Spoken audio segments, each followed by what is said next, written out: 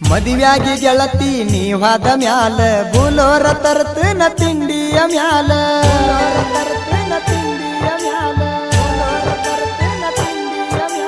ನಿಮ್ಮವ್ವನ ತಾಳ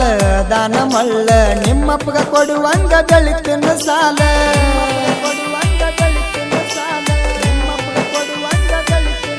ಮನೆಯವರ ಮಾತ ಕೇಳಕೊಂಡಿ ಗೆಳೆಯನ ದೂರ ಮಾಡಕೊಂಡಿ ಮನೆಯವರ ಮಾತ ಕೇಳಕೊಂಡಿ ನೀ ನನ್ನ ದೂರ ಮಾಡಕೊಂಡಿ ನೀ ನನ್ನ ಪಾತರಗಿತ್ತಿ ನಿನ್ನ ಹ್ಯಾಂಗ ನೆನಪರಲಿ